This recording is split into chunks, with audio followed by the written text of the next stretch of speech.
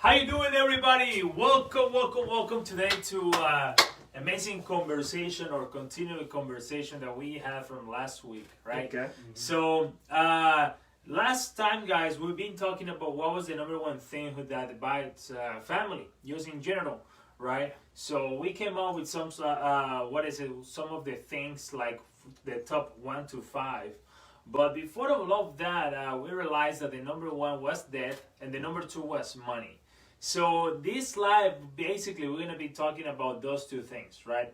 How can we prevent, maybe not death, because we cannot prevent that, but how can we prevent to that scenario affects the rest of the family, right? Mm-hmm. So welcome guys again one more time to this Facebook's lives that we're going to be doing, right? Well, today it's just basically a conversation of it. But what do you guys think about the number one, the number two, right? What do you guys think about that? What do you guys think about the debt and the money thing? Well, what is the solution of it? Or how can we prevent that? You know, that's a great question, right? Because those are two of the big things that people are constantly thinking about, right? Mm-hmm. They're thinking about death because life is finite at the end of the day. But they're also thinking about money because that's our currency. That's what we need to do, right? And I think a great point Fernando brought up last time was just saying that, and the fact when you combine like debt with money, right? It's the fact that, you know, when someone dies, that opportunity to fix all those money problems, they go away. They don't have a chance to fix them, right? Mm-hmm. And so I guess the solution would be, what can you do before or prepare for death, prepare for that, to make sure that if there's anything like that wasn't taken care of, that, you know, your family gets set on the right place. It seems like death turns into a money argument. And I know that some of you guys receive some messages just like I did. But what is it that most of the concerns of people, what is it that most of the questions that they came up to you guys after the last week? What were the most, the answers for... No. What was the, like after the, I know that maybe some people start reaching out to you guys, or with either was questions or it was more opinions of it. But I noticed that, is there anything that like people message you guys and tell you, hey, this is what happens, this is number one, number two, yes guys, the solutions, how can we prevent that? Does anybody message you something like that? Well, most of the messages I got is it's just being related to the issue. That they were like, yeah, that happened in my family not too long ago. You know, I didn't ask for anything, but everybody was fighting for... when the mom passed away, they were even like arguing over a couch, like you know, like not just money, but like for over a couch. So imagine if the mom would have left behind like if the mom left behind a bunch of like debt, they're probably arguing about that too. Okay. When they argue over a couch, they're gonna argue over the important things. They will. What about you, Brandon? You know, something very similar along the lines, right? Like people were arguing about things like that, or people would reach out and they would say, hey, yes, you know, we're trying to have these type of conversations because maybe someone has like parents or grandparents, right, and they're aging and things like that. True. But at the same time, because of the way our economy is or whatever have you, right, there's things in the mix like houses. Right. Mm-hmm. And some of these houses still have like money due on the mortgage. Right. So at that point, they're like, okay, what happens to this house? Because everybody else has their own expenses, has their own bills, but the family doesn't want to lose out on an investment that could bring that value back into the family. So what if we talk about the solution of the biggest two things and that leads us to the solution of what we were talking last week about it. And it was basically about if the problem is debt, the more people fight because of a debt in a family. And the second thing is about money issues or money conflict, and whatever it is, those two. But what if we talk about the solution, right? Because at the end of the day, we focus on the problem and we're not going to go anywhere, right? So, but at this point, what if we talk about the solution, right? Because now people is going to start watching and say, hey, so what is the solutions? I already know what the problem is, but how can we make a solution for this? So what do you guys think about it? So I know that, and because we are in the insurance industry, and we are in the life insurance industry, a lot of people confuse which is the life insurance with a funeral plan or a final expense plan. And I think that that's something important to talk about because there is nothing wrong with owning a life insurance policy and don't having a funeral plan, right? So we can talk about those tax because the number one solution, which is going to be death. And of course, the second one, if God forbid something happened to me, my family receives an income, right? But a lot of people is not familiar with the new type of life insurance, which in this life we might not gonna go deep on this conversation. But what we can talk about, guys, is about the solution, right? Okay. So what do you guys think is the difference between a life insurance policy and also a life insurance policy which is called final expense? So what do you guys think about those two things? Okay. I like that at the end of the day, I know when you just look at them, they can look very, very similar, right? When you look at them for face value. But I guess if you look into the name, right? Life insurance and final expense. Now, final expense, of course, is meant to take care of final expenses. Like you said, funeral costs, things like that. Those last couple things need to be taken care of. Right. Now, life insurance, since the name is more general, is meant to protect all life encompassing is what I feel. Right? That means the income, that means the assets, that means everything out there, not just the funeral itself, but how do I maintain this lifestyle for my family when I'm not there to provide it. And that's what I think about life insurance. That's important. What do you think? I guess you gotta understand like the both differences, right, between a final expense and like the full you know what a financial analysis brings out, which is like the life insurance, you know, and final expense, it has to.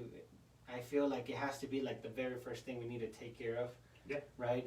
When we do write out a financial analysis.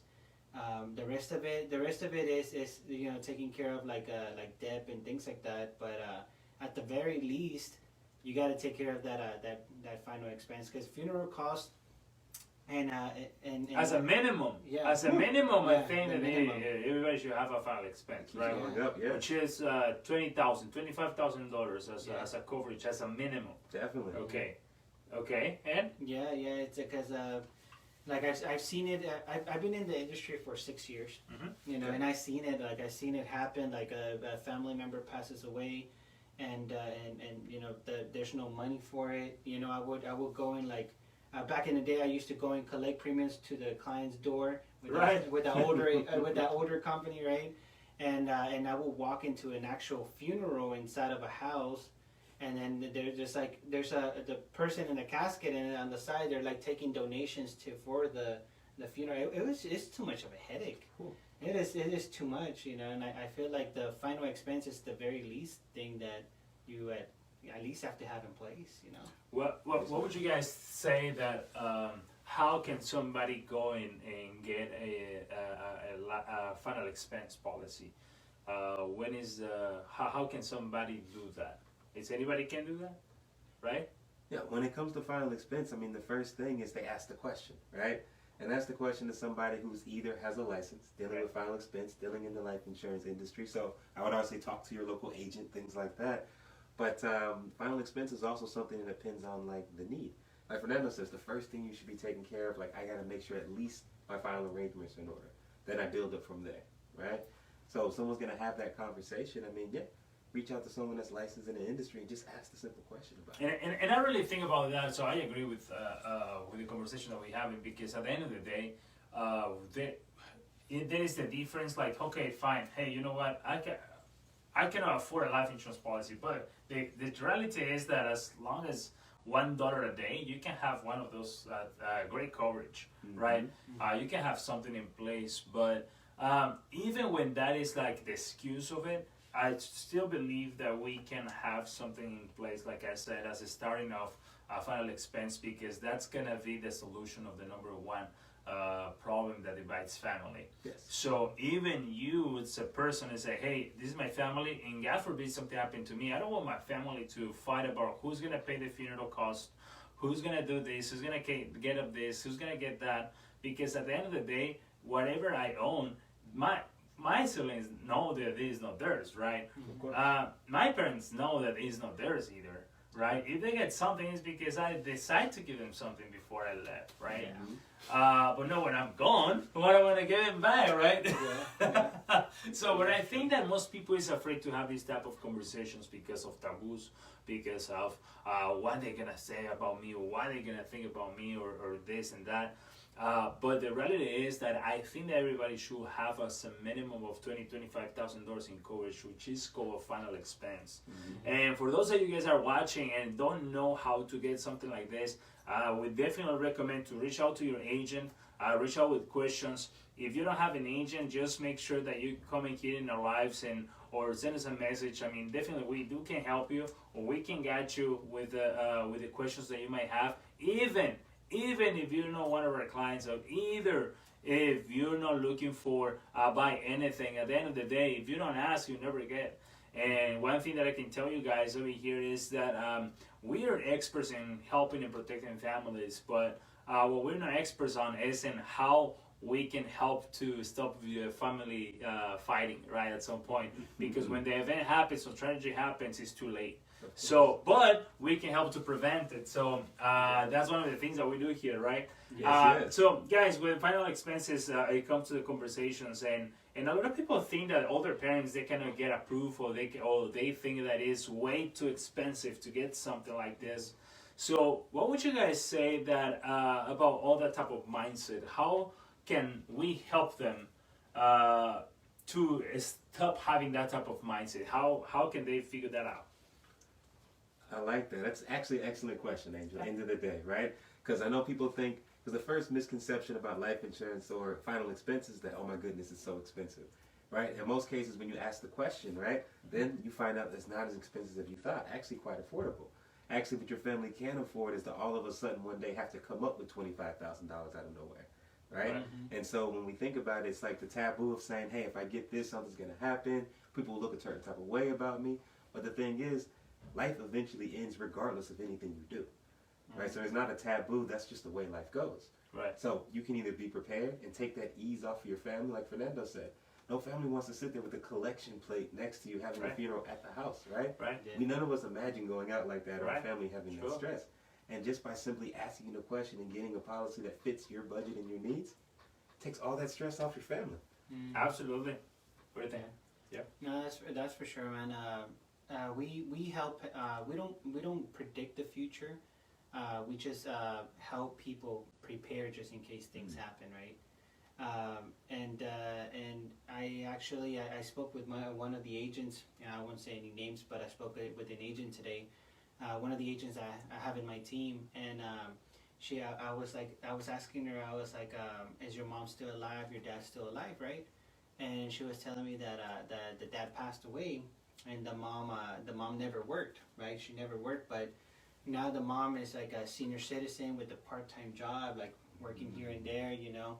I'm pretty sure they had their difficulties when it came to burying the dad because he didn't have any life insurance. But one of the reasons why she told me, she's like, it was because we thought he wouldn't qualify because, you know, he had high blood pressure. And then I was like, as a matter of fact, Right? you know, you gotta let the underwriter take care of that. You know, like let the underwriter take a look at it. Don't assume just because someone has high blood pressure or diabetes. You know, I've insured many people that have diabetes and high blood pressure. Yeah. You know, and that shouldn't be a reason why you shouldn't reach out to someone.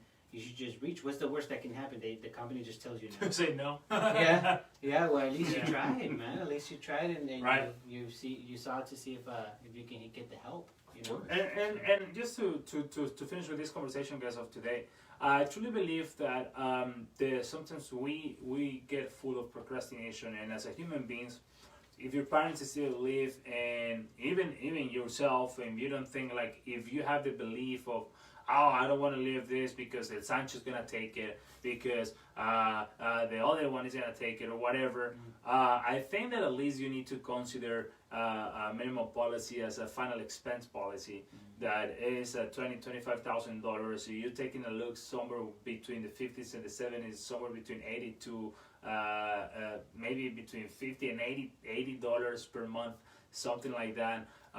But here is the thing. Again, if you would like to know a specific price, just send a message to your agent, whoever is your life insurance agent or life insurance broker, or whoever is in charge of that department that you trust.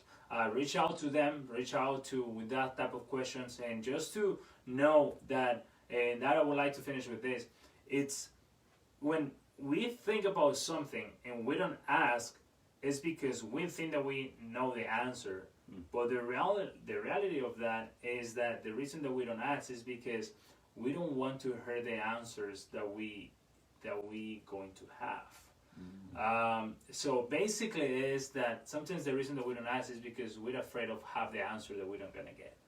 And so, or I know that some of you guys expecting to have the answer that you want to hear, but let me tell you something. There is not such. The best questions are those that are not made. So I encourage you to go and ask. It takes you 2-3 minutes. Have a conversation with an agent, and then they give you a quote fast. Doesn't take that long. So, guys, with that being said, thank you. Anything before we wrap up, guys? No. Nope. Thank you for inviting out, having this conversation. I think after our last conversation, like you said, a lot of people are probably saying, "Wait, what is the solution? What's going on? Like, what else can we do?" And by the way, sorry, Randall, but these type of conversations are the ones that we help with the solutions, because at the end of the day, it's death and money. Boom.